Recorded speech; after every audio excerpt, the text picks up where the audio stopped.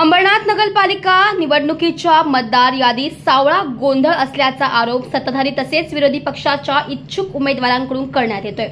मतदार यादीत असलेले काही मतदार अंतिम यादीत देखील दुसऱ्या प्रभागात गेल्याचे निदर्शनास आलं होतं। तर यावर हरकती घेतल्यानंतर पुन्हा जाहीर झालेल्या सुधारित यादीचा गोंधळ झाल्याचा आरोप शिंदे गट युवती सेनेच्या विधानसभा अध्यक्षा ऐश्वर्या मोटे यांनी केलाय।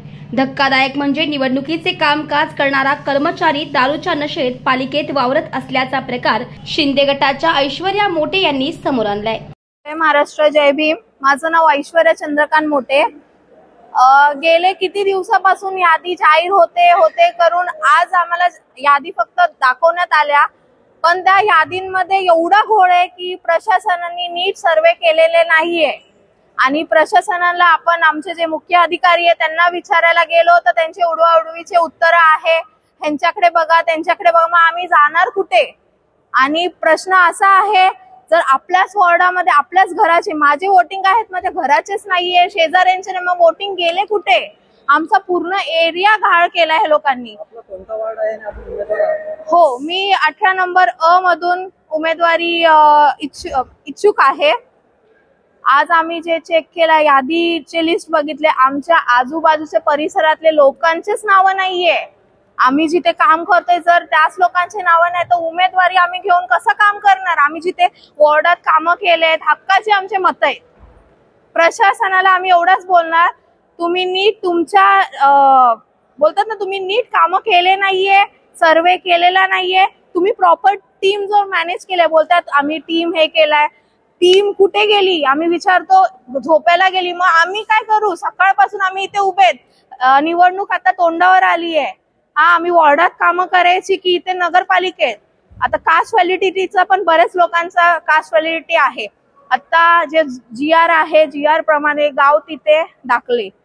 आज जर त्यांनी बोलला की आमच्याकडून लेटर लागतो इलेक्शन कमिशनचा, तुम्ही लेटर द्यायला तुम्ही टाइमावरच तुम्ही अवेलेबल नाहीये अधिकारी, तर गावाला कधी जाणार? 10 तारखेला फॉर्म भरायचा वेळ आहे।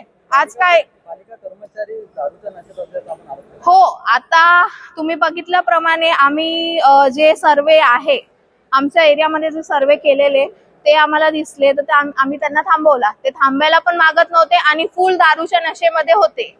मग तुम्ही मुख्य अधिकारी कुठे गेले? तुमचे कर्मचारी जर दारू पिऊन कामं करतात, जर एखादी स्त्री आली, जर तिच्यासोबत काय प्रकरण घडला दारूचं, कोण जबाबदार असणार? इलेक्शनच्या पिरियड मध्ये तुम्ही हे सगळ्या गोष्टी करताय। आणि मुख्य अधिकाऱ्यांना विचारपूस केली तर मुख्य अधिकाऱ्यांचं डायरेक्ट हातवर आहे। मुख्य अधिकारी बोलतात की मला माहिती नाही, मला विचारू नका, मी काही करू शकत नाही, माझ्या हातात काही नाही, हे त्यांची उत्तर आहेत। मग आम्ही इलेक्शन लढू की तुम्ही लढतात? हा प्रश्न आम्हाला पडलाय।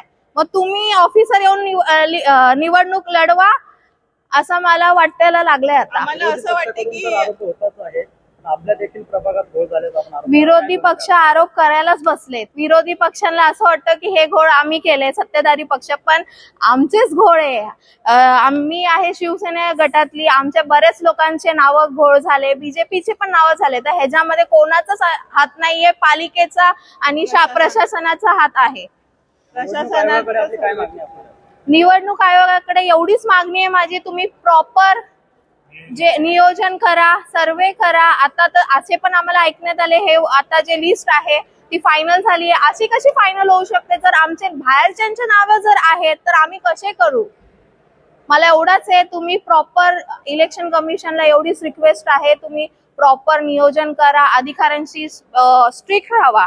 हे जे प्रकार चाललाय दारू बिरूचा, हे काय आहे इलेक्शनच्या पिरियड मध्ये? हा, धन्यवाद।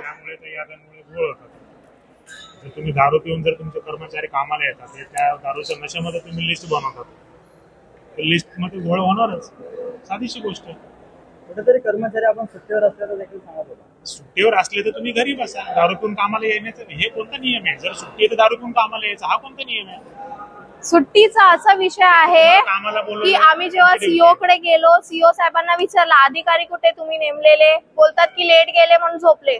मग हा जो टाइम आहे ऑफिस जो वर्किंग आवर्स मध्ये येऊ ना आम्ही, आमचा हक्क वर्किंग आवर्स आहे. मग तुम्ही झोपा नाही तर काही करा, तुमचं काम आहे तो, तुमचा लुकआउट आहे. मग आम्ही कोणाकडे जाऊ? तुम्ही रात्री 8 वाजता येते तेव्हा आम्ही 8 वाजता येऊ का? आम्हाला बाकीचे कामं नाहीये का? तुम्ही प्रॉपर मॅनेजमेंट करा. प्रॉपर सर्व झाल्यावर कोणाचीच तक्रार नसेल